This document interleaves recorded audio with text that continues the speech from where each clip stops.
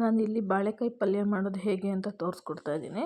ಬಾಳೆಕಾಯಿ ಲಂಚ್ ಅನ್ನ ಸಾಂಬಾರು ಪಲ್ಯ ಆ ಥರ ಮಾಡೋದಕ್ಕೆ ತುಂಬ ಚೆನ್ನಾಗಿರುತ್ತೆ. ನಾನಿಲ್ಲಿ ಒಂದು ಬಾಳೆಕಾಯನ್ನು ತೊಗೊಂಡಿದ್ದೀನಿ.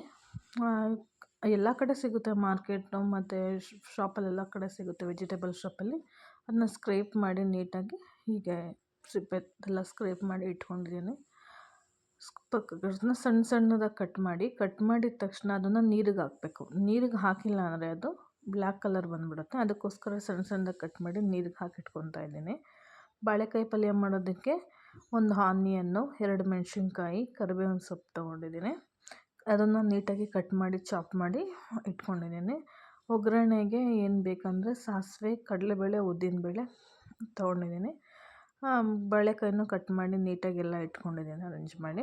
ಇವಾಗ ಬಾಣಲಿ ಇಟ್ಟು ಎಣ್ಣೆ ಕಾಯಕ್ಕೆ ಹಾಕಿ ಬಾಣಲಿ ಕಾಯ್ದಾದ್ಮೇಲೆ ಎಣ್ಣೆ ಹಾಕಿದ್ದೀನಿ. ಎಣ್ಣೆ ಹಾಕಾದ್ಮೇಲೆ ಅದಕ್ಕೆ ಸಾಸಿವೆ ಹಾಕ್ತಾಯಿದ್ದೀನಿ. ಸಾಸಿವೆ ಎಲ್ಲ ಸಿಡಿದಾದ್ಮೇಲೆ ಅದಕ್ಕೆ ಕರಿಬೇವಿನ ಸೊಪ್ಪು ಹಾಕ್ಕೊಂಡು ಕರಿಬೇವಿನ ಸೊಪ್ಪನ್ನ ಕಡಲೆಬೇಳೆ, ಉದ್ದಿನಬೇಳೆ 2 ಹಾಕಿ ನೀಟಾಗಿ ಫ್ರೈ ಮಾಡ್ಕೊತಾ ಇದ್ದೀನಿ.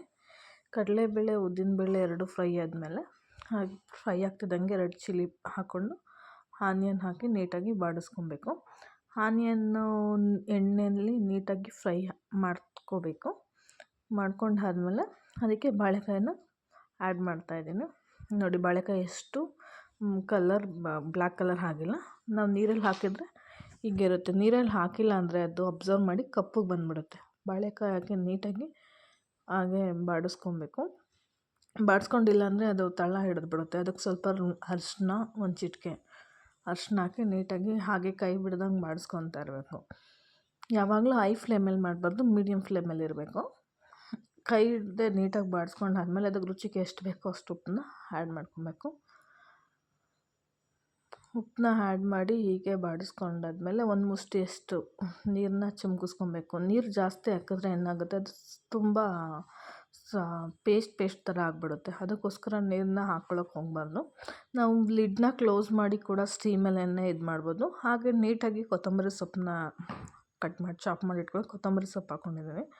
ಹಾಗೆ ಇನ್ನೊಂದು ಮುಷ್ಟಿಯಷ್ಟು ನೀರು ಹಾಕ್ಕೊಂಡು ಹಾಗೆ ನೀಟಾಗಿ ಬಾಡಿಸ್ಕೊಬೇಕು. ಆಮೇಲೆ ಲಾಸ್ಟಲ್ಲಿ ಇನ್ನೊಂದು ಮುಷ್ಟಿಯಷ್ಟು ಹಾಕಿ 1-2 ನಿಮಿಷ ಹಾಗೆ ಬಾಡಿಸ್ಕೊಂಡು ಲಿಡ್ ಕ್ಲೋಸ್ ಮಾಡಿ ಹಾಗೆ 1-2 ಮಿನಿಟ್ಸ್ ಅಷ್ಟು ಬಿಡಬೇಕು. ಬೇಗ ಸೀದೋಗ್ಬಿಡುತ್ತೆ. ನೋಡ್ಕೋಬೇಕು, ಮೀಡಿಯಮ್ ಫ್ಲೇಮಲ್ಲಿ ಇರಬೇಕು. ನೋಡಿ ಆಗಿದೆ. ಇದಕ್ಕೆ ಕಾಯಿ ತುರಿ ಅಥವಾ ಕೊಬ್ಬರಿ ಏನಾದರೂ ಪರವಾಗಿಲ್ಲ, ಆಪ್ಷನಲ್, ಬೇಕಾದ್ರೆ ಹಾಕೋಬೋದು. ಬೇಡ, ನಾನು ಇಲ್ಲಿತ್ತು ಕಾಯಿ ತುರಿ, ಅದಕ್ಕೋಸ್ಕರ ಕಾಯಿ ತುರಿ ಹಾಕ್ಕೊಂಡಿದ್ದೀನಿ. ಕಾಯಿ ತುರಿ ಹಾಕ್ಬಿಟ್ಟು 1-2 ನಿಮಿಷ ಬಾಡಿಸಿದ್ರೆ ಬಾಳೆಕಾಯಿ ಪಲ್ಯ ರೆಡಿ ಆಯಿತು. ಅನ್ನ ಸಾಂಬಾರು ಜೊತೆ ಪಲ್ಯ ನೆಂಚ್ಕೊಳ್ಳೋಕೆ ತುಂಬ ಚೆನ್ನಾಗಿರುತ್ತೆ. ಆಫೀಸ್ ಲಂಚಿಗೂ ಕೂಡ ಕಟ್ಬೋದು, ದಿಢೀರಂತ ಮಾಡ್ಕೋಬೋದು, ಬೇಗನೂ ಆಗುತ್ತೆ. ಚಪಾತಿಗೂ ಕೂಡ ಚೆನ್ನಾಗಿರುತ್ತೆ.